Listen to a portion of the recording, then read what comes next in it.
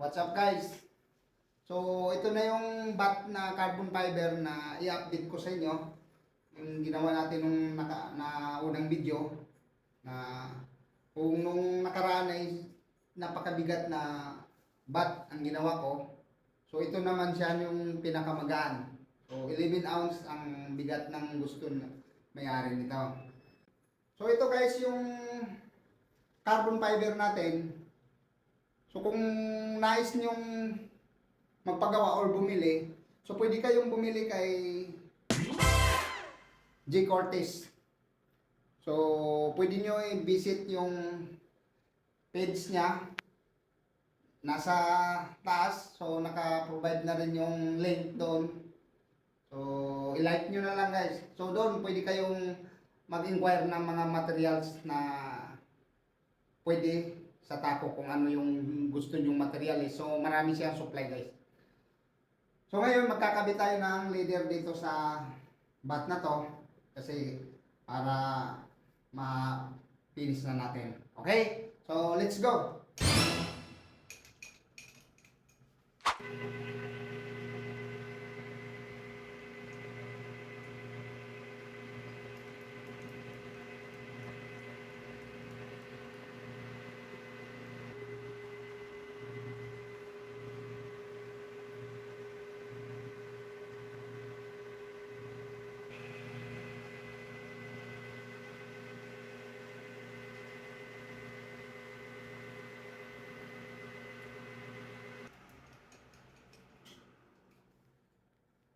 So itong leader na to si snake or dragon snake yata tawag dito.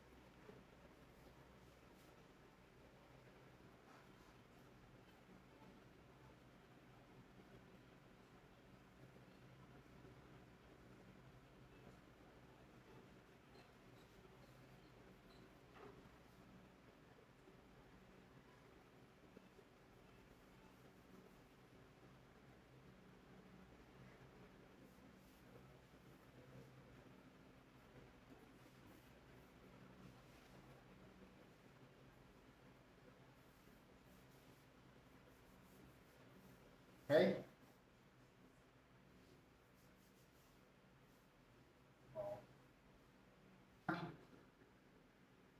Nandikit na natin yung leather niya.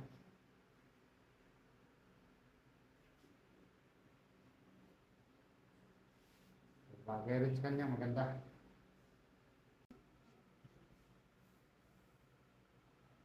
Okay, so yan, maganda na yung may wrap na siya.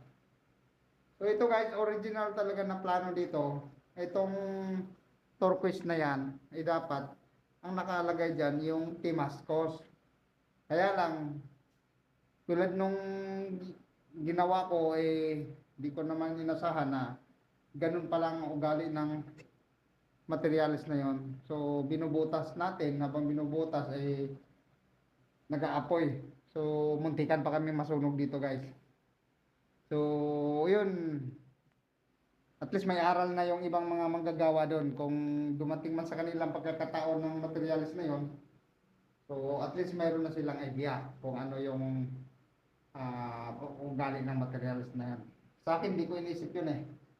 So ang nasa isip ko lang doon, akala ko easy lang na materials, malambot.